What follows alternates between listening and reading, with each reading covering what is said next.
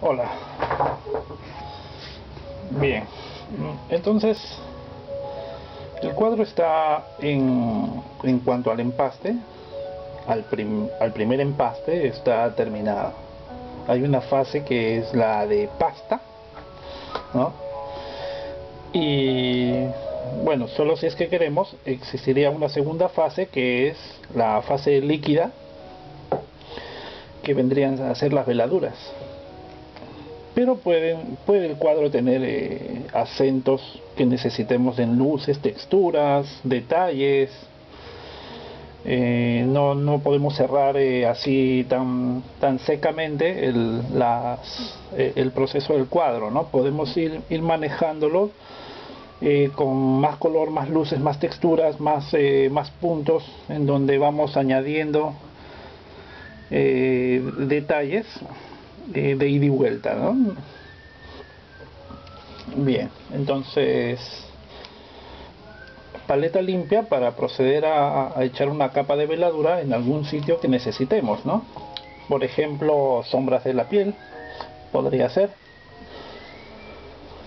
Algunos detalles de oscuros. Las veladuras funcionan muy bien, sobre todo para añadir sensaciones visuales de sombras, porque son transparentes, ¿eh? Pero hagamos una paleta. El medium para colocar la veladura entonces sería el aceite de linaza, que lo tengo aquí. Solamente aceite de linaza en este caso. Usualmente podremos agregarle un, una parte de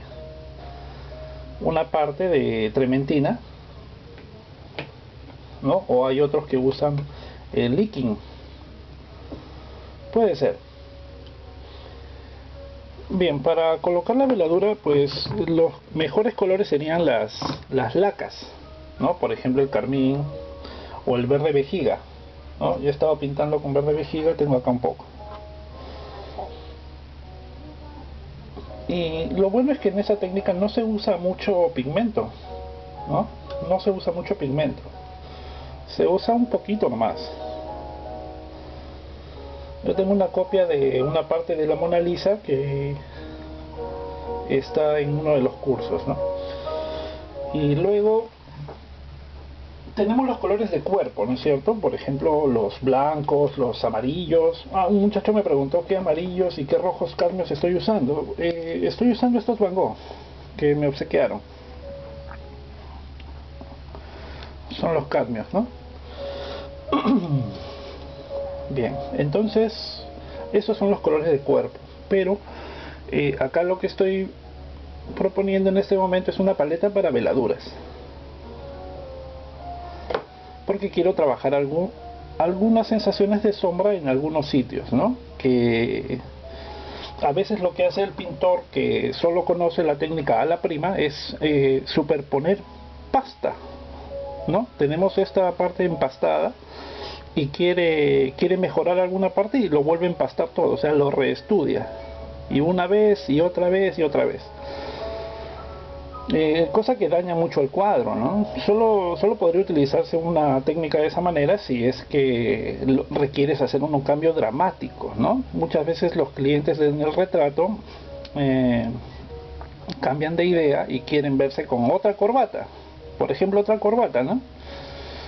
Y uno tiene que retirar esa pintura y cambiar el color. Puede ser, ¿no? O ajustes en detalles específicos en donde uno ha colocado un elemento y después decide sacarlo. Pero repintar encima es algo que contraviene toda lógica de la técnica, ¿no? Las capas de óleo, cuando pasan los años, largos años, se transparentan en cierta medida, ¿no? Cuanto más delgada la capa, más se transparenta. Quiere decir que si tú, suponiendo, ¿no?, y yo decido tapar este pajarito, no me sirve, lo tapo directamente con los colores del fondo y ya no existirá para mí, pero mi nieto en el futuro va a ver un fantasma que se produce ahí atrás, ¿no? Algo oscuro que sobresale de un fondo limpio, y cada vez más, porque el óleo Es así como envejece el óleo, se va transparentando en cierta medida, ¿no? Entonces la lógica nos diría entonces que si yo quiero retirar una parte, lo que debo hacer es venir con un disolvente, pasarlo por esa parte que no me gusta, agarro con la espátula, de repente lo remuevo un poco hasta llegar otra vez al lienzo, donde ya retiré todo lo posible. Ahí sí, espero a que seque y vuelvo a empastar tranquila y felizmente el fondo. Entonces me aseguro de que jamás ya mi cuadro va a cambiar en ese sentido. Bueno, como recomendación, ¿no? Bien, entonces quiero oscurecer este fondo para resaltar esta parte. Porque compositivamente también ocurre algo, ¿no? Aquel elemento, aquella característica que tú quisieras resaltar en un cuadro, en una composición específica, tiene que ocurrir siempre por contraste. Por contraste. Si yo quiero que esto parezca un cielo claro, arriba, voy a tener que oscurecer progresivamente hacia abajo, ya por una lectura de simplicidad y un orden en el contraste. Si yo quiero que esto se vea claro, voy a tener que oscurecer un poco su fondo. Ahí está como en medio tono, tiene cierto contraste, pero necesito un poquito más que me va a servir a la composición, allí y en esta parte también. Bien, eso entonces es lo que tengo previsto. Otro pigmento sutil en cuanto a su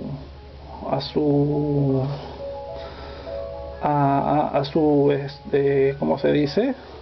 A su consistencia es el siena tostada, ¿no? El siena tostada también podemos utilizarlo mucho en veladuras. Entonces, en mi paleta voy colocando esto. Entonces son colores que vienen a ser como lacas. El ultramar también. Son colores más finos. Por ejemplo, ustedes alguna vez habrán comprado el siena natural. El siena natural es un color que no tiene cuerpo. A veces lo compran, los que están empezando lo compran y porque lo ven muy bonito, ¿no? Muy hermoso ese color, quebrado y lindo, ¿no? Un marrón claro, parecido al ocre pero más oscuro. Y cuando lo utilizan me dicen, pero ¿qué me han dado? Esto se chorrea el aceite, es aguado, no cambia el color a nada. Es porque es una laca. Eso te sirve perfectamente para hacer sombras cálidas, mejorar la intensidad de las sombras en los medios tonos, qué sé yo. No existe una receta, pero así ocurre, ¿no? Bien, entonces tengo carmín verde vejiga y siena tostada. Voy a oscurecer esta parte. Para las veladuras entonces la selección de pinceles también tiene que ser de alguna manera especial, ¿no? Si queremos esfumar la veladura necesitamos algunos pinceles de pelo. Yo tengo estos que son de Marta y uno de pelo también que podría servirme para la colocación primaria, ¿no? Entonces ya dijimos que el medium va a ser simplemente aceite. En este caso, veamos, ¿no? Entonces un poco de aceite en la paleta, no sé si se llega a ver.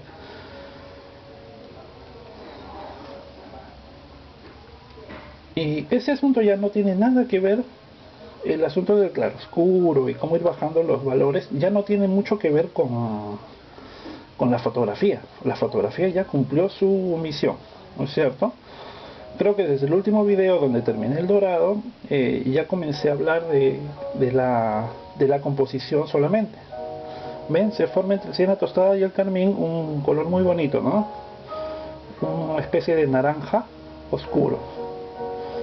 Si yo le agrego un poco de vejiga, se va a quebrar ese color, se va a volver más cálido todavía. Son colores complementarios. Si yo le mezclara ultramar, que es otra laca, se enfriaría, se iría un poquito al negro, o sea, se irían aniquilando los colores, ¿no?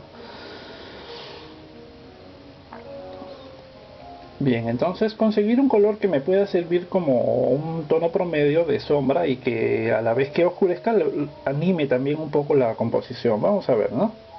Todo es una cuestión de ir probando. Entonces ya tengo este, es líquido, recuerden, ¿no? Porque es aceite. Y yo quiero ir degradando esa parte. Simplemente voy colocando, pero no toco el borde de la figura. No sé si se llega a ver bien. Incluso con negro de humo podría hacerse veladuras.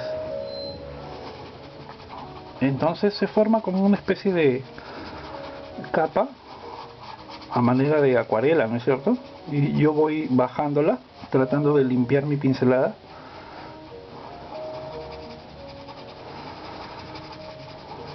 Lo que va a ir produciendo esto es una sensación de armonía.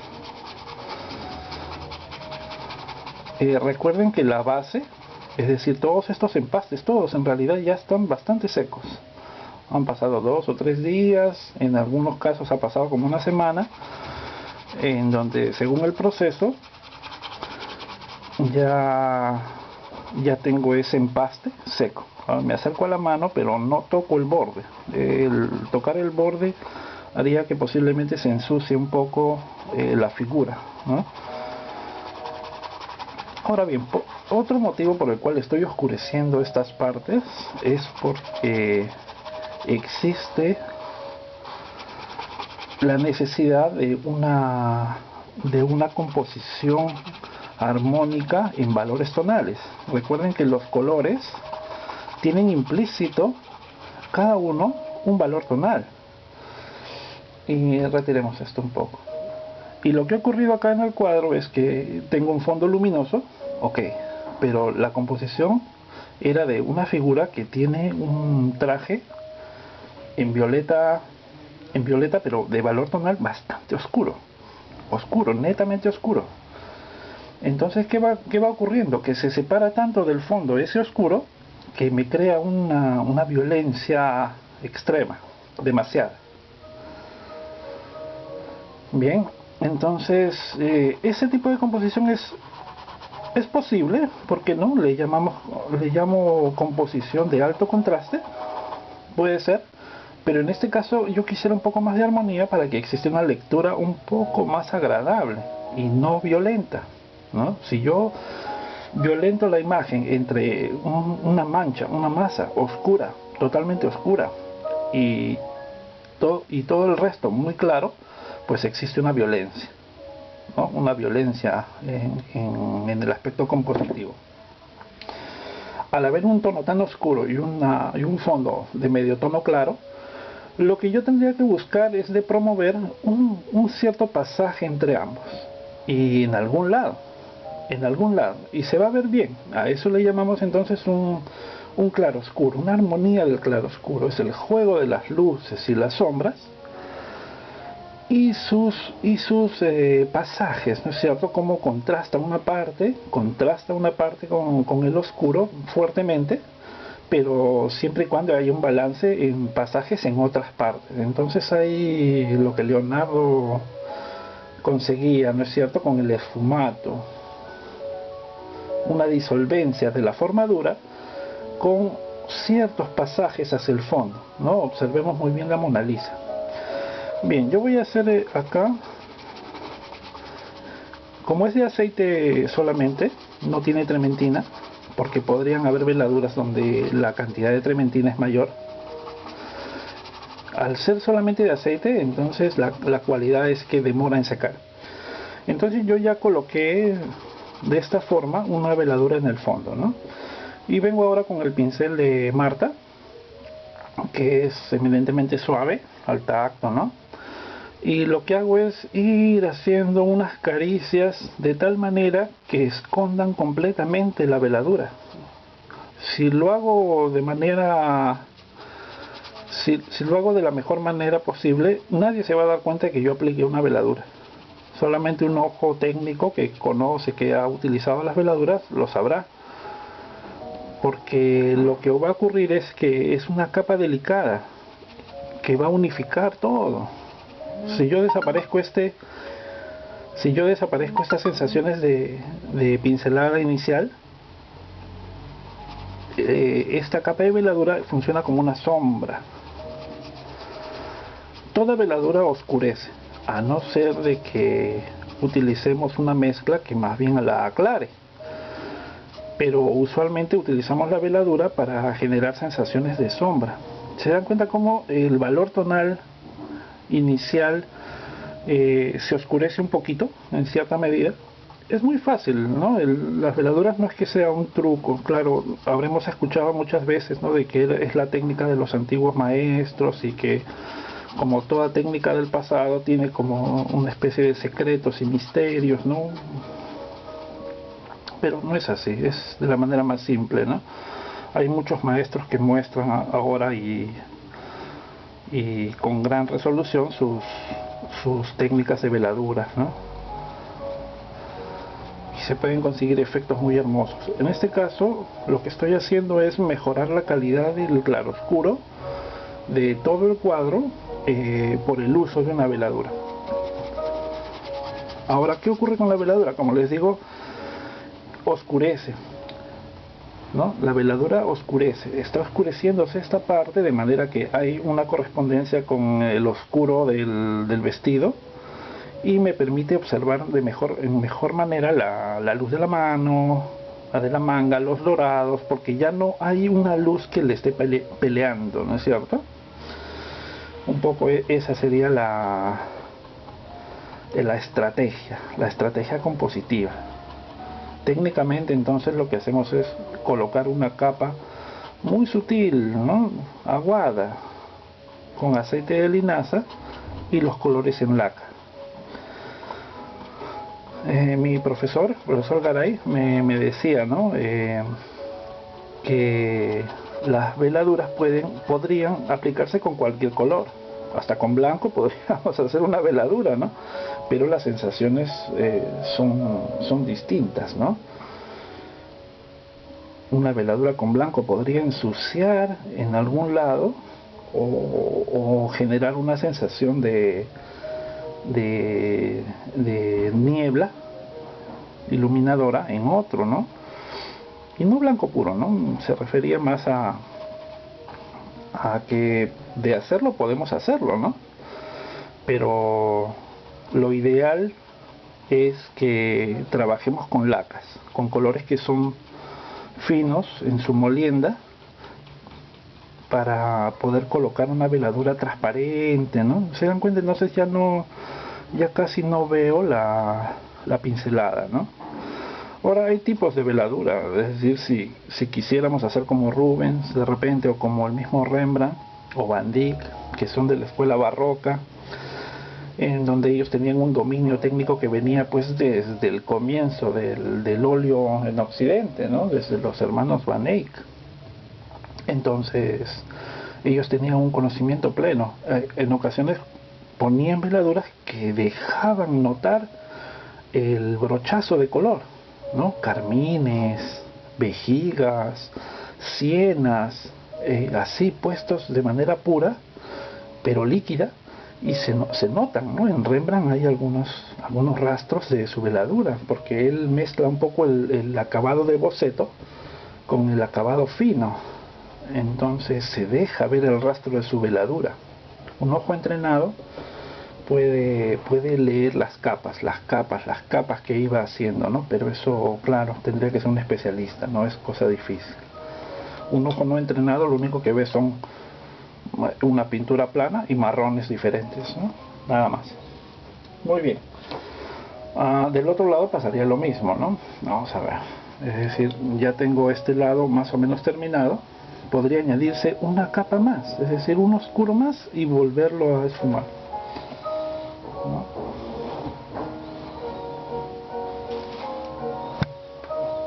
Pero técnicamente es bastante fácil.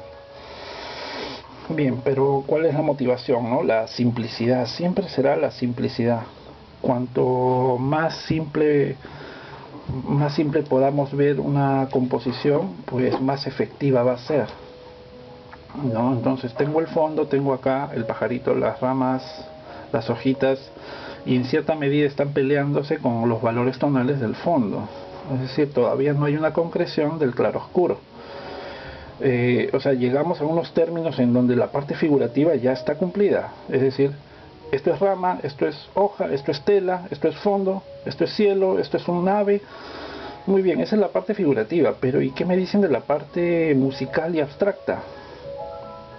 Necesitamos darle también un manejo que ya no sea la copia figurativa de los elementos, sino el estudio mismo de cómo componer con ellos, sus luces, sus sombras, sus contrastes, sus colores, de manera que el cuadro también funcione a ese nivel, ¿no? Es como estar despierto o estar dormido, siempre hay como niveles en el cerebro que van ocurriendo, ¿no? En este caso, en el cuadro tú vas a ver el pajarito, pero ¿cómo podrías verlo de mejor manera? De una manera en que tú puedas observarlo sin ninguna molestia. Entonces a eso nos dedicaremos en el momento de la composición, y la composición plenamente puedes imaginarla en los primeros estadios, ¿no? Yo me imaginé una colocación adecuada, grande acá, chico acá, grande acá, chico acá, ¿no? Composición áurea puede ser, pero en el momento ya de los colores y los valores, pues entra un grado más de sutileza, ya estamos componiendo con contrastes de luz y sombra. Entonces la veladura nos va a ayudar muchísimo. Volvemos a hacer el mismo proceso, ¿no? Tengo la paleta al lado y voy a oscurecer este lado de acá para que exista una buena armonía en estas dos zonas, ¿no? Vamos a ver, entonces tomo un poco de aceite,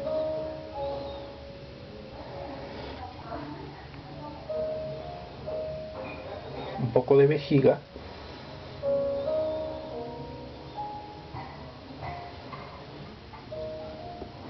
y voy probando, ¿no? Un poquito de siena tal vez, y voy probando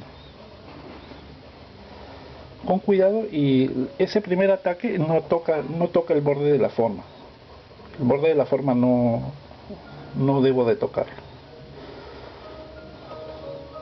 solamente por los costados.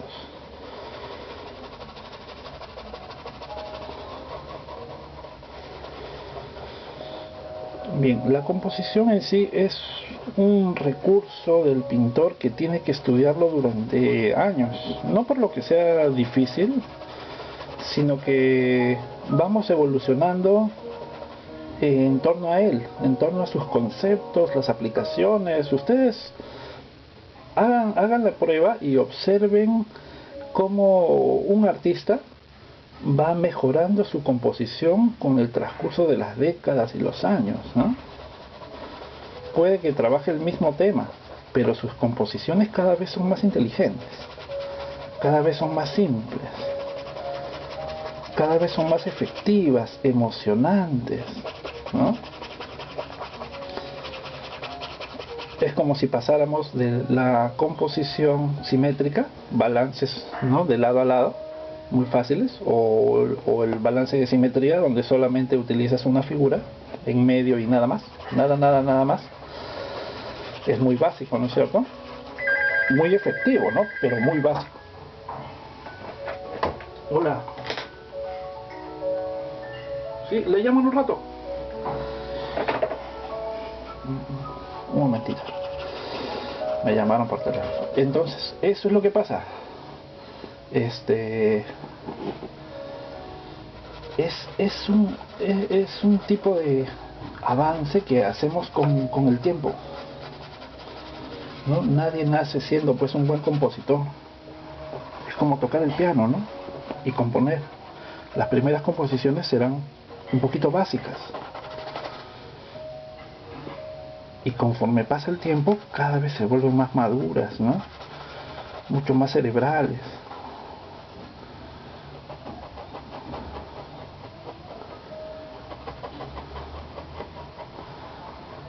Bien. Entonces ahí voy aplicando la veladura. Por acá también un poco, pero no toco la forma. Ahora, la veladura va a servir mucho para generar también sensaciones de volumen muy realistas. Pero si ya vamos a aplicar veladuras, ya el cuadro no es de técnica a la prima, ¿no? Son cosas muy distintas. Y ahora se vuelve más bien un retrato hecho por capas. Tal vez ya lo era, porque los pintores de pintura directa consideran que ni siquiera la capa de carbón debería existir en una técnica directa, ¿no? O sea, son radicales. O es en una sesión donde directamente se aplican las pinceladas al óleo, o ya es por capas, ¿no? El hecho mismo de haber hecho el manchado, ¿recuerdan el manchado? También se toma como si fuera una capa. Bien, entonces ya tengo cubierta esta parte con la veladura, ¿no? Y otra vez tomo el pincel de pelo y le voy dando golpecitos o micro barridos, ¿no? Es decir, paso ahí. Cuando mi pincel se cargue ya demasiado de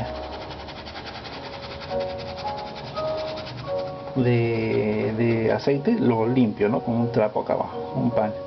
Entonces no toco la figura porque quiero mantener sus luces, ¿no? Si yo les pasara veladura por el pajarito, sus luces se apagarían completamente, porque la veladura oscurece, ¿no? Oscurece. Si lo tocamos, ahí lo retiramos rápido.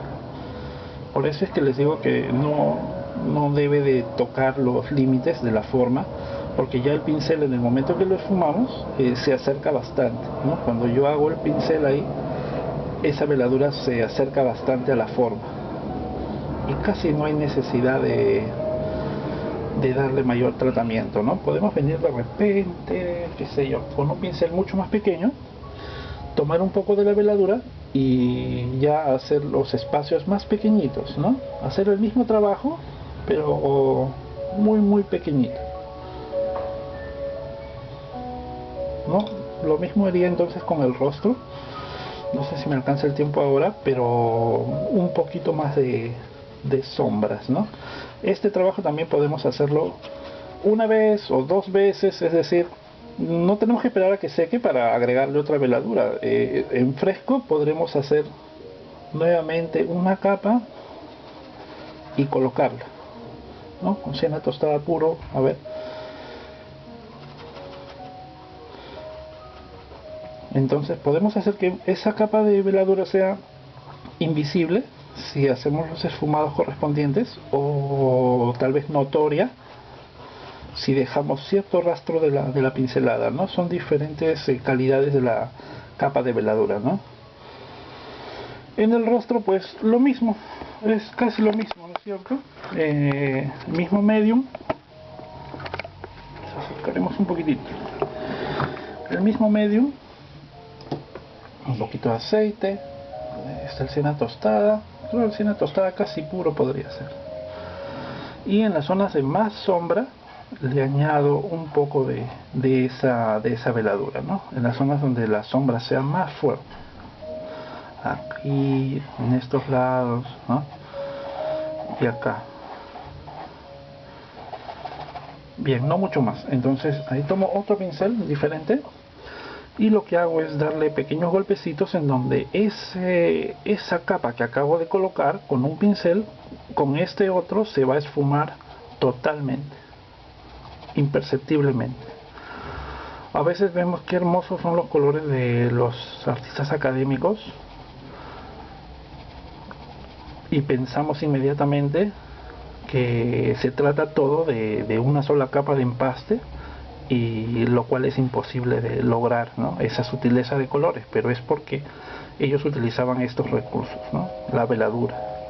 Entonces los colores de las sombras y los medios tonos se ven muy bien cocinados,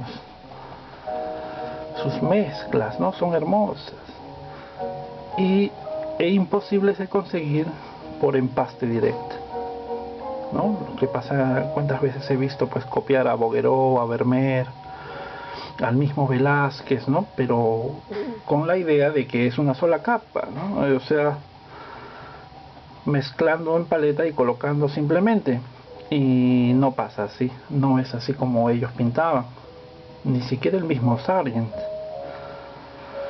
Entonces hay un error de comprensión en la técnica que aplicaban ellos, lo cual provoca que no puedes enseñar a pintar a la prima a la primera, o sea, en una sola capa, algo que era justamente por capas muy sutiles, como en este caso, ¿no? He colocado la veladura y simplemente voy esfumando en esas zonas, ¿no?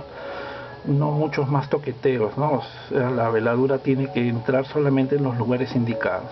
En la luz, no creo, porque oscurecería algo que yo quiero que se vea bastante más claro. Bien, ahora, las partes de luz y medios tonos deberían tener más color. Ahí, como ya avancé el resto de cosas, se nota muy frío, ¿no? Muy frío. Un color bonito sería, por ejemplo, unos tonos un poco más rosas colocados ahí, ¿no? Eso sería, creo, para el siguiente video, porque ya estamos media hora, ¿no? Un video más en donde veamos en específico un poco el trabajo del colorido en el rostro, ¿no? Algunos acabados más de veladura, yo creo que por acá, o oscureciendo un poco abajo, tal vez un poquito más, pero básicamente eso es lo que sería, ¿no? Hasta ahora. Veladuras, entonces, ¿no? Es una técnica sencilla que les recomiendo mucho. Pueden revisarla en extenso en el libro de paleta y mezcla y en el de pincel y empaste, ¿no? Cada uno está muy bien explicado con muchos ejemplos y demostraciones también en el libro, ¿no? Ahí pueden ver en los enlaces que dejo siempre abajo, ¿no? En la descripción del video. Son libros PDF que tú puedes comprar y llegan inmediatamente a tu correo, ¿no? Para que los descargues. Son libros grandes de pintura. Muy bien, cuídense mucho, ¿no? Seguimos pronto, ahí ya dejo el siguiente. Hasta luego.